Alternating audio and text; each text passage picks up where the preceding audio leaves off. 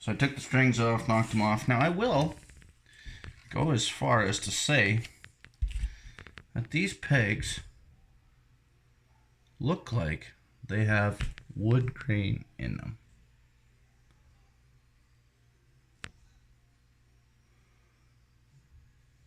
I don't know if you can see that. But as I was afraid of, this one in particular, when I drive it home to get the string in, I don't know if you can even see, but the hole for the string is like almost buried in the side here. And they're almost all like that. So no one is going to be a lot better than the next. It's unfortunate. It's very unfortunate because it makes it tough to work on. Now, the string spacing on the nut and the actual nut is rough. So I'm going to work that just a little bit to try and take out some of that really awful feeling stuff.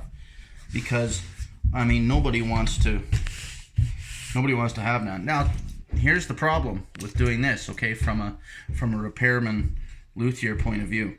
I'm guessing that this is not solid wood, although I could be surprised. The pegs look like they are wood. So the problem here is when I touch this with a file now, am I going to wear off the paint that they put on there? Now I'm going to have bare wood showing. How am I going to make that look nice? But it doesn't matter. These are horrible edges to have, you know, for your fingers when you're playing. Horrible edges, sharp edges. You're going to break strings, and the string spacing is wrong. And it's just kind of ugly. So we're gonna, yeah, that's exactly what I thought.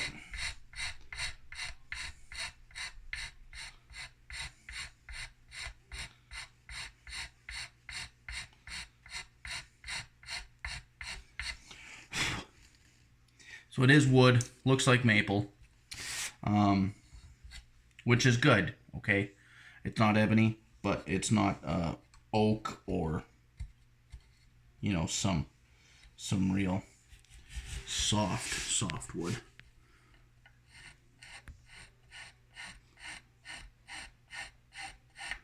So I'm trying to soften all the lines here, and as well, I'm trying to bring the overall height down.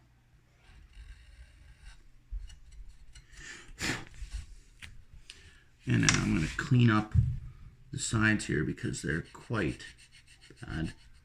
And I'm going to just round them a little bit. You know, so that they're, yeah, and that's all ebony. I'm going to round them over just a little bit. So that if you touch that with the side of your finger, you're not going to get cut or hurt or just feel awkward. Because that's all that's good for. Round all my faces here a little bit.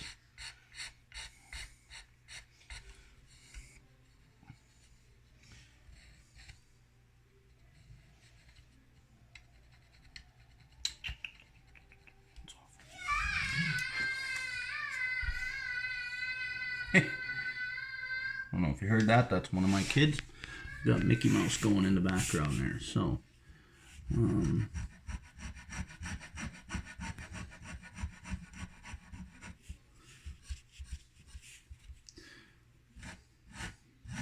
it's like anything else.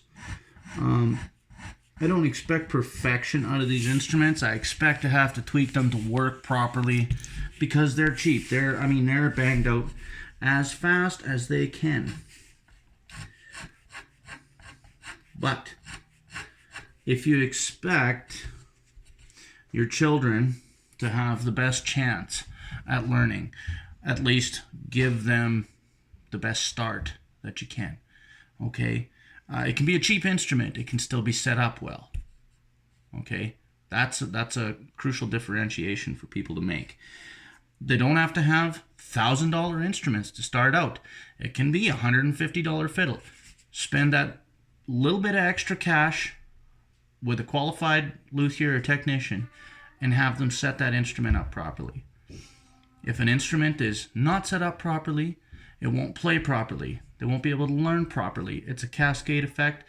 That kid will throw the fiddle in the corner and they won't want to learn. If you spend a little bit of time, you get it set up properly, it won't hurt because the string action will be set right. It won't hurt to play. It won't physically hurt their fingers as much to play. They'll want to play more because, oh, it stays in tune. It doesn't go out of tune every 5 minutes, every day. Okay, it holds tune. And I mean, it's so important. You know, I preach that to all my parents, and there's a lot of parents that want to, you know, I mean, the economy's what it is. Everybody's looking to save pennies wherever they can. And I'm the same way. Okay. But a lot of parents are, you know, garage sailing and finding, you know, grandpa passed down the old fiddle, the old Stradivarius. We've all heard that. There's a big paint blemish there. That's getting better.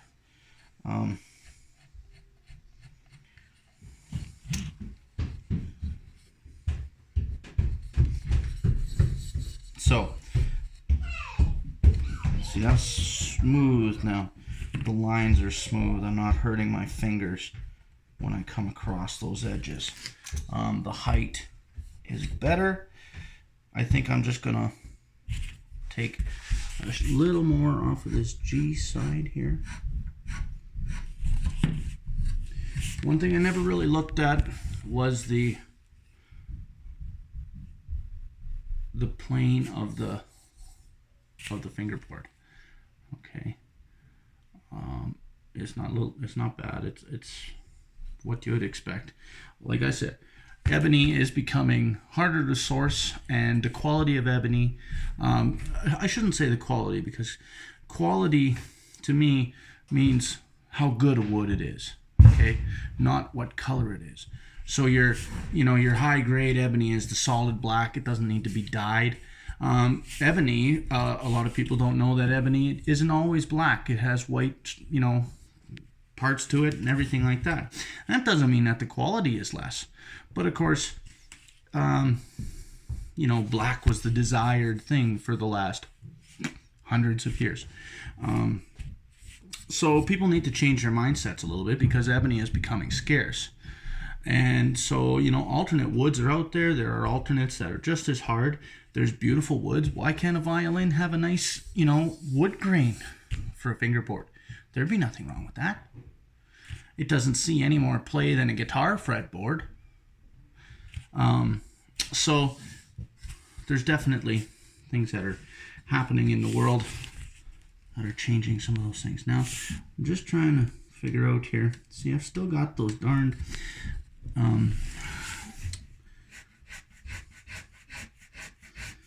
old string lines where they put the strings in the first time, and they did quite a bad job of string placement. So, okay, so what we're gonna do, I'm gonna go off camera and I'm gonna get the strings set up, because that's gonna take a little bit of time, and get that all going, and then I'm gonna bring you guys back in when it's time to give this baby a sound check. And I got my amplifier in, so we'll give it a little sounding and see how it sounds.